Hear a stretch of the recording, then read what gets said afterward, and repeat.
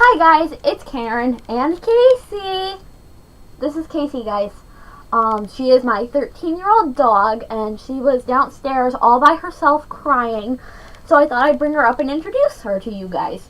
She's not in my room a whole lot, so she's very confused right now, but yeah, so this is the inspiration for the second part of my YouTube name, Karen Casey. If you want an explanation for that, you can watch my first video. I will link it in the description box. But here she is. She is one of the loves of my life, and she is like 15 pounds. She's a Bichon Frise, and I just wanted to introduce her to you guys. Say hi, Case. Mwah. Ooh, I got lipstick on you. Alright, so that is Casey, and today and by we're I mean me, I'm going to teach you guys how to use a beauty blender or beauty sponge. So we will get into that when she goes downstairs. Say bye-bye. Hey guys, I'm back. Casey is downstairs and she's with people now, so she's much happier.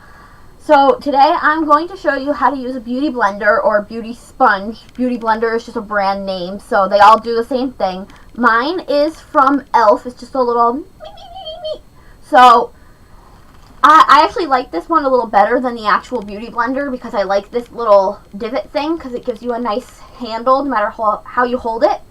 So along with teaching you how to use this, I'm also going to give my first impressions on the Milani Conceal Perfect 2-in-1 foundation and concealer. I am in shade 00 Light Natural. Yes, I am that pale that I had to use the absolute palest shade they have. So the first step to using any foundation actually is to wash your face, put moisturizer on, and do primer. I already did all of that off of camera. I will tell you the primers that I used in the description box. So the next thing is you want to dampen your beauty sponge.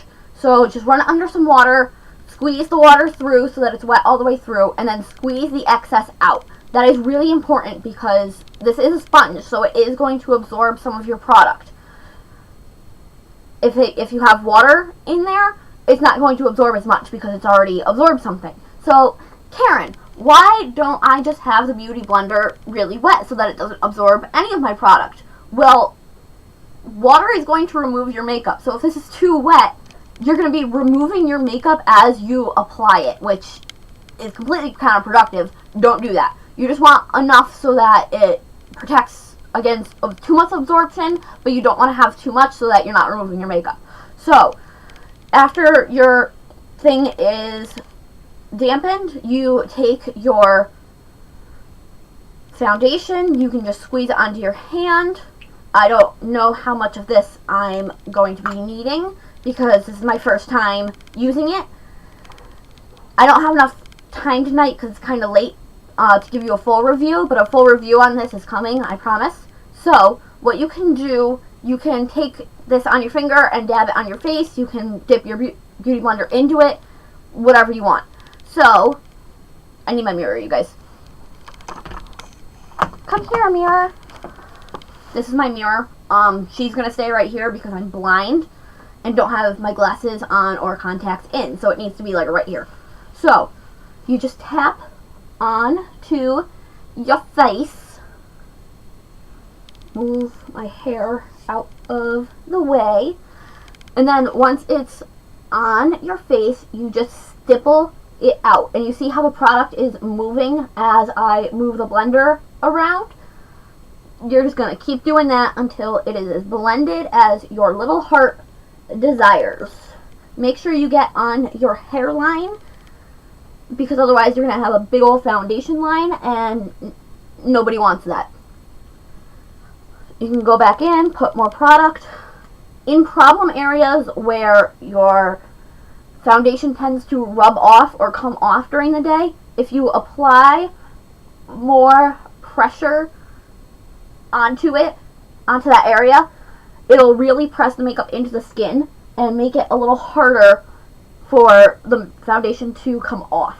So, like around my nose, I'm really pressing the product into the skin.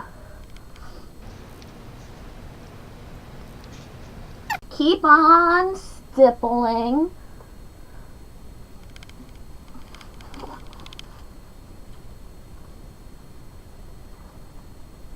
And sometimes you need to do this for like 2 or 3 minutes. It's a good workout. Make sure you get below your jaw and down onto your neck too, because otherwise you'll end up with foundation lines. And again, nobody likes those.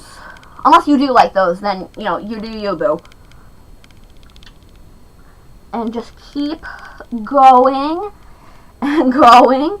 But that's how you use a beauty blender. It's that simple. The stippling makes sure that you don't have any streaks. You can do that with a brush. You can do that with a beauty blender. You can do it with any number of things, and it gives you more of an airbrush sort of finish. And like I said, prevents streaking.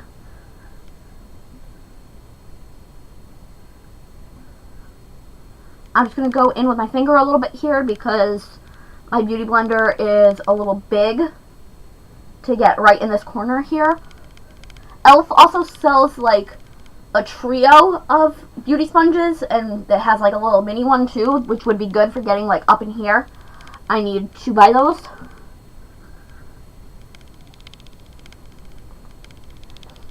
Bounce, bounce, bounce, bounce, bounce, bounce, bounce, bounce, bounce, bounce, bounce.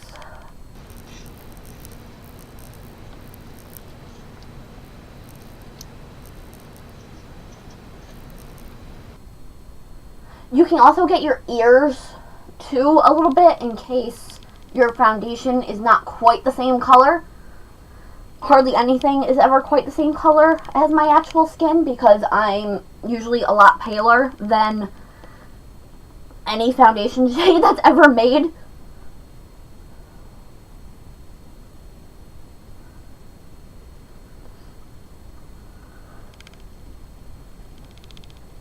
And once it is blended to your liking, you can then stop. Guys, how long have I had lipstick on my teeth? I even did the finger trick so that I wouldn't get that, but oh well. So, once it is blended to your liking, oh, and it came off of my, guys.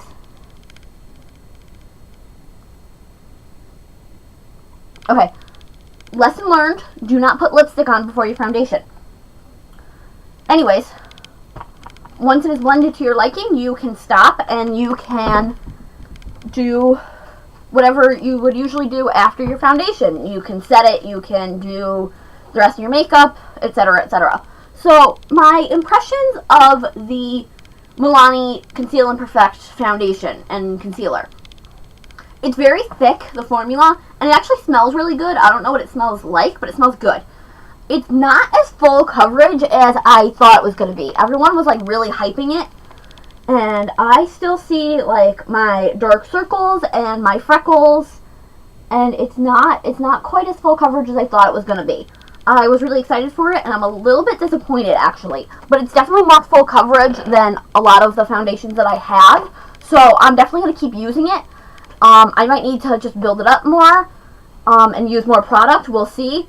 We'll talk about that in my review that will be coming up in a couple videos. So that is it for today. I will see you guys in my next video. Bye, guys.